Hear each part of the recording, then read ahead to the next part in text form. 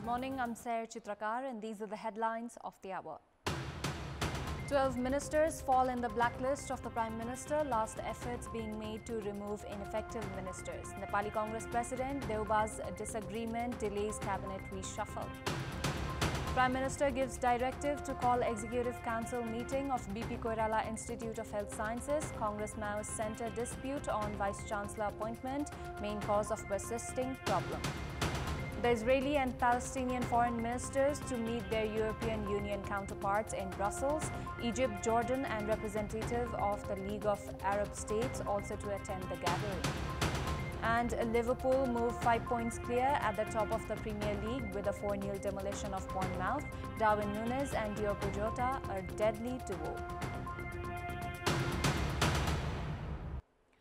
5 individuals have died in separate accidents in Dang and Palpa. Bhimnath Yogi of Geira Rural Municipality, Bardia and Yuvraj Chaudhary of Madhuban Municipality have been identified as the deceased in the vehicular accident that occurred in Lamahi. The vehicle was headed to Kathmandu from Bardia. The ill-fated bus with 47 passengers on board met with the accident last night. Meanwhile, 3 individuals have died in separate accidents in Palpa. 2 individuals died while another 2 had been injured in the tripper accident in Palpa's Gidhe Bhir. Furthermore, Hemanta GC has died in a motorcycle accident in Palpa's Aserdi. The motorcycle had plunged 200 meters below the road section in the bank of the Kali Gandaki River. Prime Minister Pushpa Kamal Dahal is making last-ditch efforts to change ministers who have not performed well. Meanwhile, Nepali Congress President Sher Bahadur Deuba has not yet agreed to the cabinet reshuffle. 4 ministers from CPN Maoist Centre, 4 from Nepali Congress, 2 from CPN Unified Socialist and 2 from Janata Samajwadi Party are in the blacklist of Prime Minister Pushpa Kamal Dahal. 12 ministers out of 20 in the cabinet being in the Prime Minister's blacklist means that 60% of the ministers' performance was not satisfactory. The 60% of the ministers being unsuccessful exhibits Premier Dahal's failure. Prime Minister Dahal is now making efforts to reshuffle the cabinet to cover up his failure. Dahal had reached the mindset of reshuffling the cabinet after work execution of many ministers was not satisfactory in the 1 year of his tenure. He had given the ministers a month to improve work execution at all the ministries. Premier Dahal is preparing to receive progress reports of the ministries right after this Thursday National Assembly election. If works at the ministries do not improve by this time, he is expected to reshuffle the ministers. Dahal had also mentioned this after he arrived home from Uganda. The Prime Minister has the executive right to sack any minister. However, he cannot take the sole decision as he is leading the government with the support from ruling alliance parties. The main party of the ruling alliance, Nepali Congress's president, Sher Bahadur Deuba, has not agreed to the cabinet reshuffle yet. Nepali Congress is scheduled to hold its Maha Samiti meeting in Kathmandu from 19th to 22nd of February next month. Deuba has the mindset of moving forward after the Mahasamiti meeting analyzes the performance of the government. Prime Minister Pushpa Kamal Dahal has directed to call for the meeting of the Executive Council to immediately address the issue of Dharan's BP Koirala Institute of Health Sciences. However, the Premier himself, along with Nepali Congress President Sher Bahadur Deuba, seem to be at the top of the persisting problem. Following the directive, Acting Vice Chancellor at the Institute, Prahlad Karki, left for Dharan yesterday and he is expected to call for the Executive Council meeting today. In the meantime, Minister for Health Mohan Bahadur Basnet has said he will call for a meeting of the Senate within 21 days to solve the issue. Acting Vice Chancellor Karki also said the Senate's meeting would be called within 9th of February next month.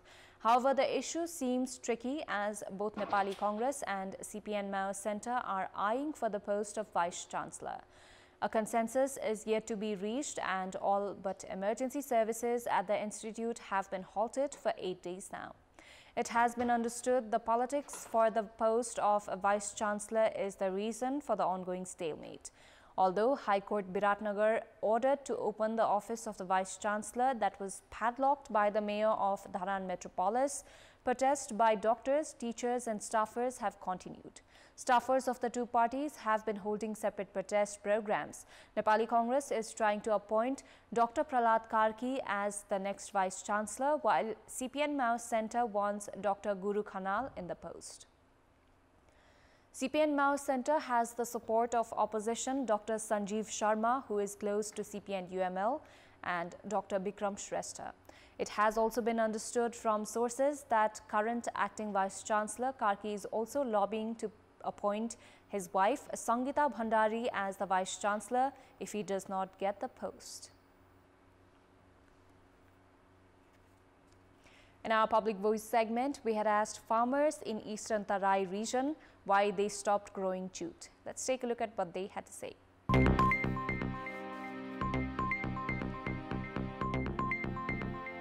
अहिले एक लाछो बनाउन नसक्ने स्थिति आएको छ मल छैन बिउ छैन पाटा खेतीमा धेरै छ झमेला अनि त पछाडी आय स्रोत त्यति हुँदैन जति गरियो जति खर्च भयो कृषिमा त्यति आय स्रोत हुँदैन जुट मिल सरकारले बेचेर खाएपछि अहिले हामी चाहिँ त्यसमा मार परेर हाम्रो पाटा भनेका दाममा पनि नबिक्ने र यता कमाउँदा पनि धेरै कुराहरू महँगी परेको हुनाले नपोसाएर छोडेको जुट मिल नभएपछि व्यापार लिने कसले लाने त कहाँ लाने त्यो पाटा बेच किन्ने कसले न सिँचाइ छ न व्यवस्था छ न गर्नुपर्छ त्यसलाई उलु धोनुपर्छ त्यो केही पनि छैन मान्छे छैनन् अहिले गाउँमा सबै विदेश गइसके सरकारले पनि के गरेको भन्दा किन किसानलाई केही सुविधा दिएको छैन न खादको न मलको न बीजको केहीको सुविधा दिएको छैन मजदुर पाइरहेछन् एक नम्बरमा गोर्ने पोखरीहरू छैन यहाँ हाम्रो नगरपालिकामा हुनु नि त्यसैकारण हुँदैन मल पाइदैन पानी छैन बिउ पाइदैन मिलमा बेच्न पाइदैन जथाभावी पाटा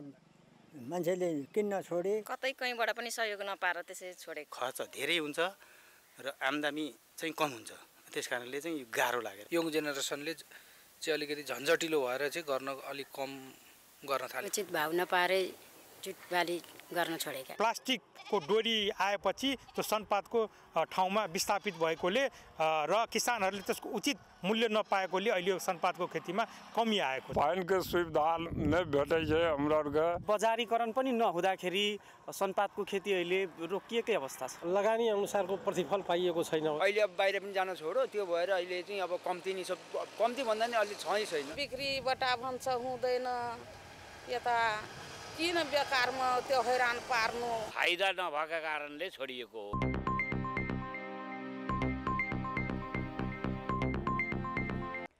Former member of the House of Representatives, Echaraj Tamang, has been convicted for money laundering.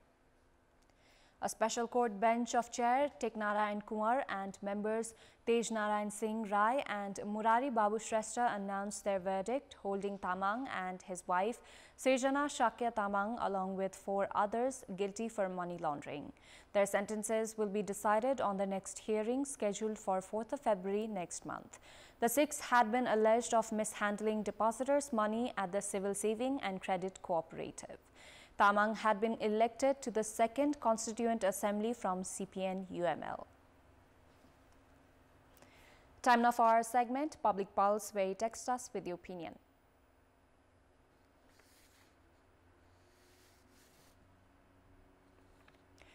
Here's the question: why has the Parliamentary Committee directed to operate nursing colleges against the law? Your options are A, not knowing its jurisdiction, B, nexus of middlemen, and C, impractical law. Voting is on. Type NEWS, select your option A, B or C and send it to 34001 to share your opinion with us.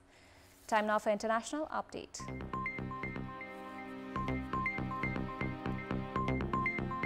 The Israeli and Palestinian foreign ministers are to meet their European Union counterparts as the EU considers potential steps towards a comprehensive peace between the two sides, even as the war in Gaza rages on. Israel Katz and Palestinian Foreign Minister Riyad al-Maliki will take part separately in a regular meeting of EU foreign ministers in Brussels, largely devoted to the Middle East, but also taking stock of the war in Ukraine. Foreign ministers from Saudi Arabia, Egypt and Jordan and the Secretary General of the League of Arab States will also attend, as the gathering focuses on the consequences of the October 7 attacks on Israel by Palestinian militant group Hamas from Gaza and the Israel's military response. Ahead of the meeting, the EU's diplomatic service sent a discussion paper to its 27 member countries, suggesting a roadmap to peace in the broader Israeli-Palestinian conflict. Israeli Prime Minister Benjamin Netanyahu yesterday rejected conditions presented by Hamas to end the war and release hostages that would include Israel's complete withdrawal and leaving Hamas in power in Gaza. As Israeli planes resumed bombing Khan Yunis in the southern Gaza Strip, senior Hamas official Sami Abu Zuhairi said the Israeli leader's refusal to end the military offensive in Gaza means there is no chance for the return of the Israeli captives.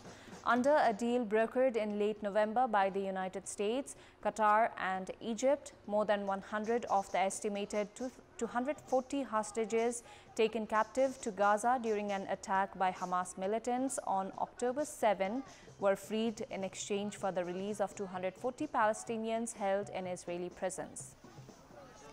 Since then, Netanyahu has faced mounting pressure to secure the release of the 136 hostages who remain in captivity. The Hostages and Missing Persons Families Forum demanded in a statement that Netanyahu clearly state that he will not abandon civilians, soldiers and others kidnapped in the October debacle. Search and rescue operations are underway after a landslide in China's Yunnan province left at least 47 people unaccounted for. Images on state broadcaster CCTV showed emergency workers passing through toppled cinder blocks and branches. At about 5:51 a.m. local time earlier this morning, a landslide hit the city of Zhaotong and local government officials launched a disaster relief emergency response. More than 500 people have been evacuated. It's not clear what caused the landslide. According to the National Meteorological Center, Yunnan in southwest China is among the several provinces in the country's southern region currently experiencing a cold wave and bitter temperatures near or below freezing. Thousands of protesters, including undocumented foreign workers, protested near the Eiffel Tower against France's recently approved immigration law that will reduce welfare payment for foreigners and delay benefits such as housing allowances. The Interior Ministry estimated that 16,000 protesters marched from Tosaradero Square yesterday, while the CGT union said 25,000 protesters were present. The immigration bill brought forth by Interior Minister Gerald Darmanin was approved by both houses of Parliament last December 19 and was sent by French President Macron to the Constitutional Council for review. The Council will decide on whether or not to strike down some measures on January 25. The law, a compromise between the centrist President's Party and the conservative opposition, illustrates a rightward shift in politics in much of Europe as governments try to curb the rise of the far right by being tougher on immigration. Tougher rules, including migration quotas, making it harder for immigrants, children to become French citizens, and delaying migrants' access by several years to welfare benefits, such as housing allowances, were added to the bill to win the support of right-wing lawmakers for its passage. A grand Hindu temple dedicated to Lord Ram, one of the Hinduism's most revered deities, is to be inaugurated by Indian Prime Minister Narendra Modi in India's northern town of Ayodhya today. Construction of the temple, which cost more than 20 billion Indian rupees, has been seen as the centerpiece of Prime Minister Narendra Modi's re-election campaign.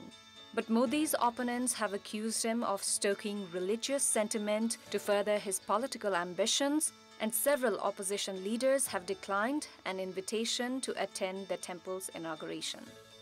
Modi's Hindu nationalist Bharatiya Janata Party has long pledged completion of the temple as one of its core aims. The BJP's campaign to build a temple on the site of the Mughal-era Babri Mosque gained momentum in 1991 when the party came to power in Uttar Pradesh state. The state government started acquiring land adjoining the structure with the idea that Hindu volunteers would build a temple there without touching the mosque. The proposal was rejected by a state court. On December 6, 1992, a group of Hindus who had gathered for a rally near the site climbed the mosque and started damaging the domes with axes and hammers. Within a short time, the entire structure was razed to the ground. Nationwide riots that left 2,000 dead, most of them minority Muslims, broke out soon after. Modi's BJP said in its 2014 general election manifesto that it would explore all possibilities within the framework of the constitution to facilitate the construction of a Ram temple at the site, which is believed to have been the site of an earlier Hindu temple before the Babri Mosque was built. After decades of legal contests, India's Supreme Court in 2019 awarded the site to Hindu groups for temple construction. Following the Supreme Court ruling, the federal government embarked on a project to revamp Ayodhya. Before wrapping up, here's a look at the top stories once again. 12 ministers fail in the blacklist of the Prime Minister, last efforts being made to remove ineffective ministers. Nepali Congress President Deuba's disagreement delays cabinet reshuffle. Prime Minister gives directive to call Executive Council meeting of BP Koirala Institute of Health Sciences. Congress Mayo Centre dispute on Vice Chancellor appointment, main cause of persisting problem. The Israeli and Palestinian foreign ministers to meet their European Union counterparts in Brussels. Egypt, Jordan and representative of the League of Arab States also to attend the gathering. And Liverpool move 5 points clear at the top of the Premier League with a 4-0 demolition of Bournemouth. Darwin Núñez and Diogo Jota a deadly duo. That's all for the moment. Thank you for watching. Good day.